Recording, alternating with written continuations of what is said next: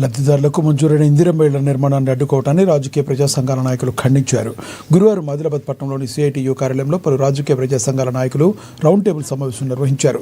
సాత్నాల మండలం దుబ్బుగూడలో ఆదివాసుల ఇందిరమ్మ ఇళ్ల నిర్మాణాన్ని అటవీశాఖ అధికారులు అడ్డుకుంటున్నారని నిరసన వ్యక్తం చేశారు. రెవెన్యూ స్థలంలో ఇళ్లు కట్టుకుంటున్న ఫారెస్ట్ అధికారులు ఇబ్బంది పెడుతున్నారని ఆరోపించారు. అధికారులు తీరు మార్చుకోకపోతే ఆందోళన ఉధృతం చేస్తామని హెచ్చరించారు. బాధితులకు తక్షణమే న్యాయం చేయాలని ఆయన కోరారు.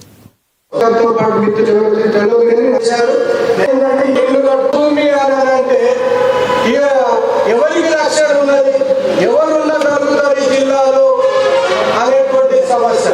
మళ్ళీ ఈ పట్ట ఎవరు అంటే వారసత్వం అలా తాత ముత్తాతల నుంచి వచ్చినటువంటి ఈ పట్టలు క్లియర్ ఉన్నది.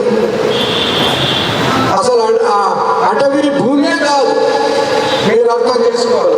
అక్కడున్న ఊరు అలా అమ్మ పుట్టినటువంటి ఊరు ఎప్పుడో నుంచి ఉన్నది. ఆ ఊరు కొన్ని గుడిసెలు, అక్కడ కరెంట్ వచ్చింది, కరెంట్ ట్రాన్స్ఫర్ ఉన్నది అంటారు.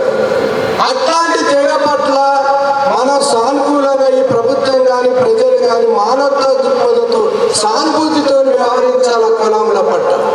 కానీ ఇంత దుర్మార్గంగా ఫారెస్ట్ వాళ్ళు వ్యవహరించి బెదిరిస్తున్నారు. వాళ్ళు ఎంతో సంతోషపడ్డారు. మేము ఇన్ని రోజులు మా తాత ముత్తాతల నుంచి మేము గుడిసెళ్ళలో బతికినాము, ఈ రాష్ట్ర ప్రభుత్వం మాకు పక్కా ఇల్లు కడుతున్నది, మంచిగా స్లాబ్ బిల్డింగ్ కడుతున్నది, ఎంతో సంతోషం చెందితే అలా సంతోషంలో నీళ్లు ఏంటంటే నిర్వీర్య మార్గం బట్టి అది సిపిఎం పార్టీ తెలంగాణ ఆదివాసీ గిరిజన సంఘం దగ్గరికి వచ్చింది.